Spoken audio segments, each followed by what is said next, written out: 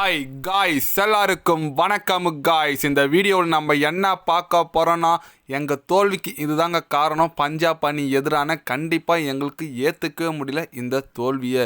எங்கள் தோல்விக்கு இதுதான் காரணம், இவர் தான் காரணம். கண்டிப்பாக நாங்கள் அடுத்த வருஷம் நல்ல கம்பேக் கொடுப்போம் அப்படின்னு சொல்லிட்டு குவாலிஃபைட் 2ல் பஞ்சாப் அணி எதிரான தோல்விக்கு அப்புறம் மும்பை இந்தியன்ஸ் அணி கேப்டன் ஹர்திக் பாண்டியா பார்த்தீங்கன்னா ஸ்டேஸ் ஐயரோட அதிரடி ஆட்டத்தை குறித்தும் தோல்வி குறித்து சில பல காரணங்கள் கூறியிருக்காரு. அவர் என்ன பேசினார் சொல்லிட்டு வீடியோவில் டீட்டெயில்டாக பார்க்கலாம்.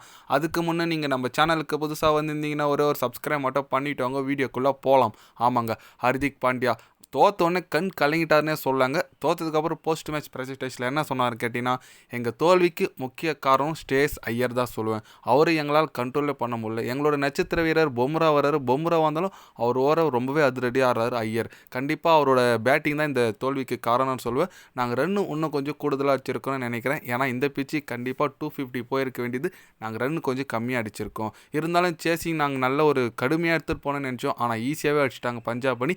அவங்களுக்கு என்னோட வாழ்த்துக்கள் சொல்லிக்கிறேன். எங்கள் அணி வீரர்கள் உண்மையாக நல்ல வீரர்கள், எல்லாம் திறமை வாய்ந்த வீரர்கள் தான். மேனேஜ்மெண்ட்டு எனக்கு ரொம்ப சூப்பர். இந்த வருஷம் எனக்கு வாய்ப்பு கொடுத்ததுக்கு நன்றி தெரிவிச்சுக்கிறேன். கண்டிப்பாக அடுத்த வருஷம் நல்ல கம்பேக் கொடுப்போம். ஆனால் இந்த வருஷம் பஞ்சாப் அணி கோப்பை வெல்றதுக்கான வாய்ப்புகள் நிறைய இருக்குது அப்படின்னு சொல்லிட்டு நம்ம ஹர்திக் பாண்டியா பார்த்தீங்கன்னா ஸ்மைல் பண்ண செமையாக முடிச்சிட்டாருன்னு சொல்லாங்க. லாஸ்ட்டாக பார்த்தீங்கன்னா பஞ்சாப் அணி கோப்பை வெல்றதுக்கான வாய்ப்புகள் இருக்கிறதா சொல்லியிருக்காரு. எஸ், நாளைக்கு பார்த்தீங்கன்னா ஆர்சிபி vs பஞ்சாப் செம்ம மேட்ச். அனல் பறக்கிற போட்டிப்பா சொல்லலாம். ரெண்டு டீமே இது கோப்பை அடிச்சது ஐபிஎல் ஒரு புதிய சாம்பியன் பார்க்க போகிறோன்னு சொல்லலாம். அது ஒரு பக்கம் இருந்தாலும் நிறைய பேர் ஆர்சிபி தான் கோப்பை அடிக்கணுன்றாங்க, நிறைய பேர் பஞ்சாப் அடிக்கணுன்றாங்க. எது அடிக்குன்னு தெரியல. பட் ரெண்டுமே கோப்பை அடிக்கிறதுக்கான ஒரு தகுதி டிசைவ்டான டீமுன்னு சொல்லாங்க. ஏன்னா ஸ்டேஸ் ஐயரும் ஒரு போன டைம் கொல்கத்தா கோப்பை வென்று கொடுத்தாரு, மீண்டும் ஃபைனல் எடுத்துகிட்டு வந்திருக்காரு பஞ்சாப்பை. சொல்கிற அளவுக்கு கண்டிப்பாக செமையான ஒரு பெர்ஃபார்மன்ஸ் கொடுத்துட்டு வந்திருக்காரு, அது எந்த விதமான சந்தேகம் இல்லை. ஆனால் நேற்று என்ன அடிங்க அடிச்சார் ஸ்டேஸ் ஐயர். அப்பா பொம்ரா ஓவர் அந்த ஏக்கர் பந்து ஒரு எப்படி என்ன ஷாட்னே தெரிலங்க. அது சும்மா பேட் வச்சார், கரெக்டாக அக்யூரேட்டாக 4 போகுது.